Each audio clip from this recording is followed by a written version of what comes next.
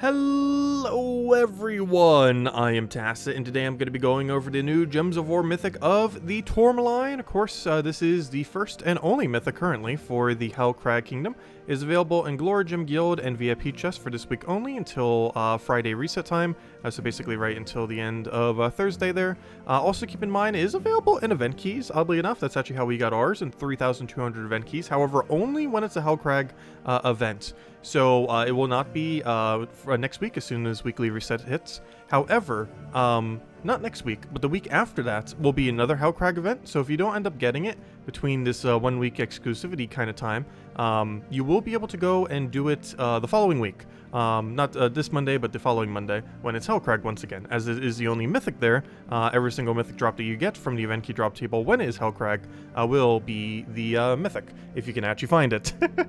As we definitely struggled, that's for sure. But anyways, we're going to be going over a bunch of teams. Pretty much the same ones that we went over on Friday, of course, when he ended up coming out. And we'll mostly mess around with him in Explore 12. So let's actually go look at the troop. So first thing to mention, which I'm pretty sure most of you are wondering, is it good? No. But it is a somewhat useful troop. It's a type of troop that at one point was good, that doesn't really exist anymore. Troops like Scion and Famine.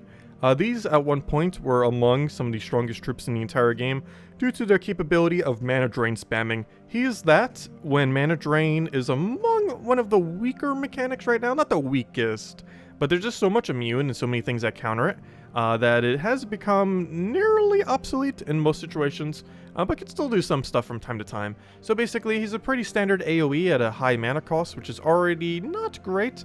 There's a lot of things he can already do way more damage for way lower mana.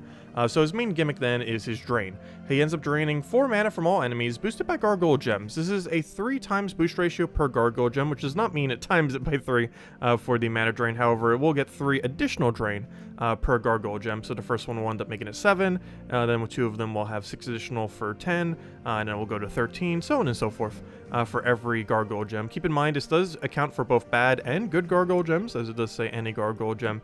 This is noteworthy, as the only thing he actually creates is good gargoyle gem, which is bad.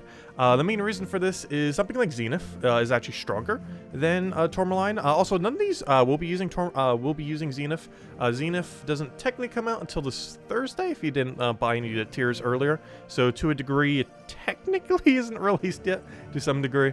However, we will not be showing any teams with it. However, do keep in mind it does have pretty good synergy with it, as it does want to have more gargoyle gems of any kind, good or bad, onto the board. But the biggest issue with good is it is better to apply negative stats effects to the enemy than it is to apply positive stats effects to yourself. And his main gimmick with his score reflect and everything else is basically to spam positive stats effect for himself and hope it works out. And this isn't necessarily the greatest, as you're not getting as much value that you possibly could be getting from the gargoyle gems. But overall, that's pretty much his gimmick. Get yourself a bunch of positive stats effects, try to mana drain the enemy, and kind of whittle them down with an AoE. Not the greatest, but definitely a utility troop that can come into teams from time to time. The main thing that he's actually going to be used for, one thing that's pretty noteworthy, he's a Daemon Knight. He's not a construct. He's one of, 2 non-constructs within the kingdom now of Hellcrag, and this is a bit detrimental, as obviously it is pretty much a pure construct kingdom where he is a non-construct mythic, which is about as bad as it sounds. And there's Obsidius, we'll cover that video as well. But anyways, so let's go and let's do some Golvania. Let's hope we just don't get the good old transformed Lycanthropy. But anyways, we'll have enough positive stats effects, we'll be fine. So this first one does go down the Knight route. It's not a pure Knight team. However, it does do the Surquan Hadley in order to give him 50% mana star, kind of just get things rolling. Pretty standard grab throw, get your mana going, and try to win from there kind of method. Unfortunately, we did not get the surge we needed, and we do not have additional purple, so we're just going to have to go for a little bit more mana. Mistralis, of course, is going to be a pretty nice option. We can go shuffle up the board and get our mana as we need through the Throw, and kind of just get things rolling. Whenever we have alignment, we go for alignment, try to get the good gargoyle gems onto the board. Otherwise, we can just apply drain. So right now, he does have an ability that he's trying to threaten us with. He does not have immune to mana drain. Unfortunately, there's no gargoyle gems on the board, so he's just going to get that standard 4. However, that's still better than nothing. So right here, we'll go for the Skull Convert, keep getting those good gargoyle gems onto the board so that we can try to utilize them for value. So let's take a little bit of mana there. We'll be able to get our Throw down again if we so choose. We can also go for Shuffle, which we can do if we don't have alignment, and we actually don't have alignment here, so we actually are going to go for that. See if we can actually get something rolling here. Does not seem like it, so we're just going to have to board clear, get our mana, and just keep mana drain spamming. If I'm not mistaken, he has not casted a single time this battle, and that is generally the main premise of what this troop ideally wants to do, if it's going to be doing anything at all. It is going to keep disabling out the enemy, making it so they can essentially never cast on you. And that's the main gimmick that we're going for with it, is just keep casting it over and over again, get enough of a mana loop more than the enemy so they can't really touch you, and end up winning out the battle that way. That's his main gimmick, and pretty much his only gimmick, as far as what he could end up doing, other than stacking like a billion stats effects and hoping that works out. So of course, one weapon we got pretty recently is the Watchful Blade. Watchful Blade, of course, boost base on Hellcrag. Generally speaking, Hellcrag means pure construct, however, there are a few that aren't construct, which includes Tourmaline, and in those situations this weapon can be used. And probably the only situation, as in every other situation, you're most likely better off with Stone Slicer or a different hero weapon altogether. Oh, I forgot to take the blue there. No, but luckily I saw the mana we needed. I was like, oh, we need to go grab that. Of course, basically the Gorgotha of this kingdom, the Chernobog, a really good mana accumulator. We're basically just utilizing that, getting our gargoyle gems built up as we normally would, as much as we possibly can, and then go for the mana drain, and just make sure that they can never get any amount of mana. We could even go for the Skull Poke here, though I'm just going to pressure some damage. Oh yeah, one other thing we can end up doing here, we can end up creating gargoyle gems out of thin air with auto extra turn. It also has a freeze on it to make sure that they lose their turn in case there's some kind of value that they can end up getting. But yeah, we just take the extra turn to get the gargoyle gems back, keep kind of cycling. We can even go explode the board here if we want. However, we are actually going to go for the weapon, just kind of hit something that's a little bit bulky, get our extra turn, and if all else fails, we probably will clear board here, and that will trigger a billion different gargoyles, mostly positive, as that is what he is mostly creating. However, there were some negative, because we do still have the Storm from the current season, also creating some negative. Also, this does create both positive and negative, so if you get lucky enough, it will end up doing the negative, which you do want more when you're creating more of the other one. So we will go and clear that out, keep kind of just cycling our mana, and that's pretty much the main premise. We keep throwing this down. This gives us a bigger drain that allows us to drain all their mana, though the normal cast would have been enough in that situation. And we just kind of keep doing this over and over again until they eventually just whittle down and lose the fights. And that's basically the premise. Not the greatest, but it does what it needs to do. Has a tank, has mana accumulator, has a support, and has the Mythic doing most of the work, both mana draining and doing AoE. And we have the weapon for cleanup, also actually turning into getting everything else. That gives us good gargoyle gems, we get positive effects, and it just kind of keeps going from there. Anyways, next we have ourselves the Tourmaline Drain. So here's not the exact team, but somewhat of a Scion Famine back in the day. This will be stronger with Zenith. When Zenith exists, you can end up doing it down that route. This is actually a pure Daemon team, oddly enough. Unfortunately, Daemons do not currently have a 50% mana start, nor a good hero class. However, this is a 4x Daemon team, even uses that red-purple Daemon creating weapon. And yeah, it's just all in committing to the mana drain mechanic. Scion Famine used to be amazing. Oh, speaking of other things that are still amazing though, Gnomes. Unfortunately, not the one I need. But Scion's main gimmick is that it drains all mana when it does Skull. However, it also has the lowest attack value, or one of the lowest of any legend in the game, oddly enough. You can tell from just our values within our team that, yeah, it's very low. But it has mana drain both its ability, a default of 7, which is actually basically this thing when it has a 1 ratio. And it also has the drain all on Skull. So whatever's accumulating mana up front will just get its mana drained and stolen, meaning it actually goes to Scion. And Famine just drains everything and does damage based on it. But yeah, they used to be a lot better back in the day. Even just the concept of mana draining. It's definitely fallen off in recent years, though it is very much still usable to some degree. So we do have our enchant over here. I am very tempted to stick brown here so we can start getting everything rolling, as we're primarily going to be wanting to use this Daemon weapon. Even a bunch of red and brown just kind of get things rolling. And we definitely want to go kill out that gnome. Oh no, we did miss. That's a little unfortunate. It does happen from time to time. We'll just have to take this down, I think, and start getting that rolling. We'll probably have to throw a Scion. If nothing else, we're definitely going to have plenty of mana drain. I am tempted to take the red off of Sky there, though. Let's go for a standard Scion there. Ideally, we also want to get Skull Pokes when we can to end up draining him out. Though in this particular situation, we won't be able to get any. Let's see. We will go for a bit of brown. Definitely have to prioritize getting our mana when we can, as if it misses, which is very devastating that I just did. We are losing out on a lot of mana potential, as it is our primary and actually only mana accumulator in this particular situation. Let's see. We will go take it down a brown. Also, one thing to consider when using gargoyle gems, well, generally you do want to run it. You do not have to run away to necessarily break your gargoyle gems. You can still end up doing it off of other mana accumulation methods, as long as you have a way to constantly make sure the enemy can't do something to you. In this case, we have the mana drain. They can also run like mana drain and tangle, other similar concepts.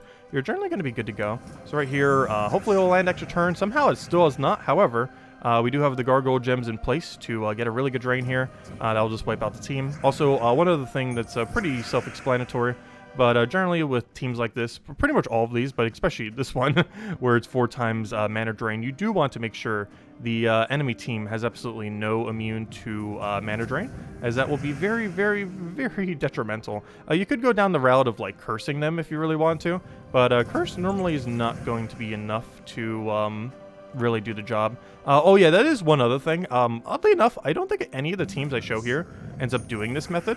However, one thing to consider when using anything that has a good gargoyle gem, or random gargoyle gem, is the fact that the enemy is going to be taking those gargoyle gems, and one mechanic that you can actually have to counter out the enemy that ends up working out pretty well is using a Dispeller, just to make sure that they can't end up doing it back to you. So it's something worth considering, just to make sure that they don't get any of the positives. Inversely, you can also have Cleanse for yourself, which you could easily do with Orpheus Metals, though, if you really need to go down that route. So right here, I'll pressure damage on you, and just because... Oh, how on earth have you gotten so few extra turns? Wow, it's amazing, because we were doing so good on the other one when we were messing around with it, yet this one just does not want to land an extra turn at all. And of course, we get the mana drain down again. Almost enough damage to kill it off of there, but still... Mana drain in general, definitely seen better days. It's a mechanic I don't feel like is used almost like ever these days. Like there's barely any team, as it's almost always better to rush down with damage, unless there was like one really, really specific thing. But the biggest issue that mana drain really suffers from as a mechanic in Gems of War currently is double empower. Double empower are really high mana accumulators. The big issue with a lot of them is they outpace mana drain. And that can be a very, very huge detriment to the actual viability of mana drain. If they're already outpacing you, getting all their mana down before you can even get a mana drain off. And double empower is probably one of the more noteworthy ones of that. And of course, it's like Leprechaun, Thrall, any like the 12 mana cost, like super high mana accumulating things. Speaking about super high, low mana cost related things, Obsidian Libram. We got this week. Of course, this is associated to the new Obsidian faction, so specifically Obsidian Deaths. And yeah, this is a really good, just general mana accumulating weapon. It's basically an explodey weapon with a summon, but it doesn't have any of the positive stats effects, but it explodes the whole board. Like literally the whole board, like every single thing. So it has that going for it, pretty nice. Really decent mechanic. Obviously, we're getting some... wait, how do we have that much bad gargoyle gems on the board? Gosh. But anyways, we do have a brown-red storm, which is the main gimmick of this team. Basically, what we're trying to do with this team is to utilize that storm to have a higher chance of extra turning, so that we can make our pattern just casting this.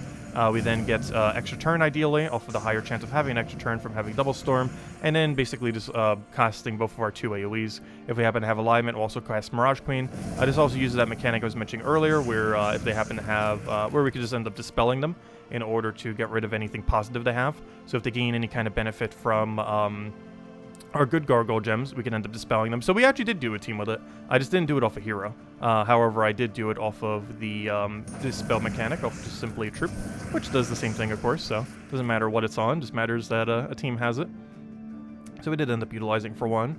We'll go for a AoE first, get to drain down. Actually, it might have been better to go the other way, though luckily he didn't really take anything relevant, so doesn't matter that much. We could go for Doomskull Poke here. That would kill out the first. We're just going to try getting all the way on our mana there. And that should pretty much be enough. I'll just go for a little bit of burst here, just because we can. Get that last little bit of explosion. Unfortunately, the other one doesn't get up, but he is frozen, so we can't really do much. Last little skull bugs him out, and here, have a little bit of mana drain. Not like it matters, since you're already dead. which is the other issue that mana drain has a lot, because it's normally better just to kill them out than to poke them for mana drain, more often than not. And here we have a low rarity one, which oddly enough is the first one so far we've used with Chalcedony. Of course, Chalcedony is still amazing. Even if you're not running pure construct, it is still very strong. Oh, we got a Zenith as well in play here. But yeah, Zenith, really insane. Has a lot of potential with it, of course. Ends up creating an evil gargoyle gem whenever I'm matching for an extra turn. And that one team we were showing earlier with the Famine, that Famine will be replaced with Zenith. It allows you to mana accumulate more and gives you the opportunity of doing both of the two.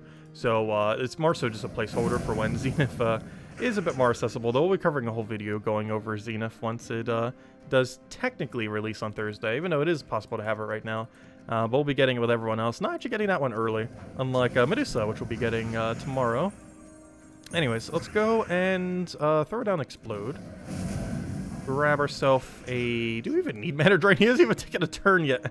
But yeah, also we have Bronze Lock Pistol here. The reason for Bronze Lock Pistol is the easy to obtain weapon simply from hero leveling. Obviously, if you have a better blue weapon, it is advised putting it there. You could even put like Rope Dart or something similar if you truly wanted to. But yeah, if you have a better option, put a better option there. It's mostly for board clear and just for a little bit of value. It's mostly for when you just need like a big burst. And it's the most accessible weapon that could have been put there, so it's what we put as this is the low rarity cheap team for this set. What do we need here? Honestly, Chalcedon. If you're wondering what the true mythic of this kingdom is, it is truly either Zenith and or Chalcedony, because gosh, is she broken? It is just so good. But yeah, final verdict on the mythic. It's not good. Like, unless you really want a mana drain mechanic on your team, it's about the only time you're really putting it there. It's very situational. Even in those situations, you're probably not using it. Will probably be better whenever we finally get a 50% mana start for this game, which who knows when that's going to come. Hey, Anisha, too bad chests don't always do that. That'd be very convenient. But, yeah, it'll probably be good once we finally have 50% damage start for the game. However, until then, it's not going to be having that much viability. Not much it could be used in that other troops can't already do better. If you're looking for an AoE option, there are billions of them that can do better things as their side effect. If you're looking for gargoyle gems, even just that yellow-purple troop we were showing in that one team can end up placing gargoyle gems better because it does 3 into auto extra turn. Not to mention Zenith, if you're looking for just the true gargoyle gem experience, will probably be the most broken thing ever. If you're like truly looking to spam gargoyle gems. So there isn't really much of a need. Not to mention bad gargoyle gems are better than good gargoyle gems. So there's a lot of things holding this mythic back, and overall I would say it is potentially worth skipping, with the only caveat being it is the only mythic for this place. So to some degree you kind of want to get it for kingdom upgrading purposes. Obviously it upgrades Hellcrag, and extra bonuses on Hellcrag, not always bad, and you will end up eventually needing it for the kingdom upgrades anyways there, so maybe worth considering. I wouldn't overspend for it as it's just a really bad mythic, but from a completionist standpoint, it is kind of worth getting due to, you know, it's going to be a while before we get a second Hellcrag mythic. It'll be quite some time. I wouldn't be surprised if it's, like, several months. Like, definitely not this year, that's for sure. So it's going to be a while before another one comes, so if you want to have one from it, it's okay. It just doesn't have much synergy with the Zoning Kingdom either, even though that final team actually was pure Hellcrag and low rarity, and did work out pretty well. It wasn't necessarily because of him. It was because of Chalcedony and, you know, just Geomancer doing normal Geomancer thing with 50% mana start, all that kind of stuff. So it wasn't really him doing all of the heavy lifting for that team. It was just everything around it. And that's pretty much the case for every single one of those teams. As you saw, one of them that was a little bit more focused on him, the one with like the Scion, Famine, you know, like going all into mana drain, he just wasn't functioning enough. And while it would work a little bit better with Zenith, it does struggle when it is your main core of your team. It's definitely the rest of your team that's utilizing its capability, and you're mostly only using it as a super ultra situational utility troop that will almost never see the light of day. But anyways, guys, I'll wrap it up for this mythic. If you want to copy paste any of the teams, feel free to do so from the comment section below, and I'll catch all you guys later. Best of luck if you're going to be trying for them. Goodbye, everyone.